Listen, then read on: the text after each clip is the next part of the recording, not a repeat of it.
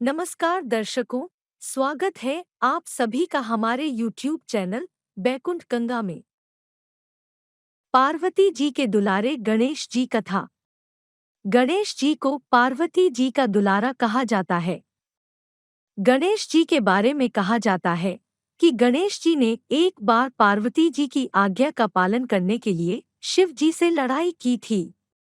गणेश जी को गजानन के नाम से भी जाना जाता है और दुख हर्ता के नाम से गणेश जी के भक्त गणेश जी की भक्ति करते हैं। एक बार महादेव जी पार्वती सहित नर्मदा के तट पर गए। वहां एक सुंदर स्थान पर पार्वती जी ने महादेव जी के साथ चौपड़ खेलने की इच्छा व्यक्त की। तब शिव जी ने कहा, हमारी हार जीत का साक्षी कौन होगा? पार्वती ने तत्काल वहां की घास के तिनके बटोरकर एक पुतला बनाया और उसमें प्राण प्रतिष्ठा करके उससे कहा, बेटा, हम चौपड़ खेलना चाहते हैं, किंतु यहाँ हार जीत का साक्षी कोई नहीं है। अतः खेल के अंत में तुम हमारी हार जीत के साक्षी होकर बताना कि हम में से कौन जीता, कौन हारा। खेल आरंभ हुआ। दैवयोग से तीनों बार पार्वती जी ही जीती। जब अंत में बालक से हार जीत का निर्णय कराया गया तो उसने महादेव जी को विजयी बताया। परिणामतः पार्वती जी ने क्रुद्ध होकर उसे एक पांव से लंगड़ा होने और वहां के कीचड़ में पड़ा रहकर दुआख भोगने का श्राप दे दिया। बालक ने विनम्रतापूर्वक कहा, माँ, मुझसे अज्ञानवश ऐसा हो गया है। मैंने किसी कुटिलता या द्वेष के कारण ऐसा नहीं किया। मुझे क्षमा करें तथा शाप से मुक्ति का उपाय बताएं। तब ममतारूपी माँ को उस पर दया आ गई और वे बोली, यहाँ नाग कन्याएं गणेश पूजन करने आएंगी। उनके उपदेश से तुम गणेश व्रत करके मुझे प्राप्त करोगे।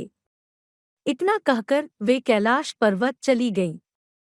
एक वर्ष बाद वहां श्रावण में नाग कन्याएं गणेश पूजन के लिए आईं।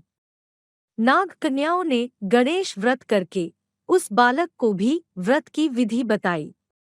तत्पश्चात बालक ने 12 दिन तक श्रीगणेश जी का व्रत किया। तब गणेश जी ने उसे दर्शन देकर कहा, मैं तुम्हारे व्रत से प्रसन्न हूँ। मनोवांछित वर मांगो। बालक बोला, भगवन, मेरे पाँव में इतनी शक्ति दे दो कि मैं कैलाश पर्वत पर अपने माता पिता के पास पहुँच सकूं और वे मुझ पर प्रसन्न हो जाए। गणेश जी तथास्तु कहकर अंतर्धान हो गए। बालक भगवान शिव के चरणों में पहुँच गया। शिवजी ने उससे वहां तक पहुँचने के साधन के बारे में पूछा। तब बालक ने सारी कथा शिवजी को सुना दी। उधर उसी दिन से अप्रसन्न होकर पार्वती जी शिवजी से भी विमुख हो गई थीं।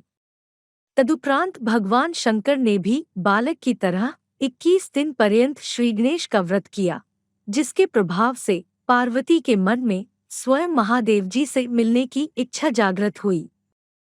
वे शीघ्र ही कैलाश पर्वत पर आ पहुंची।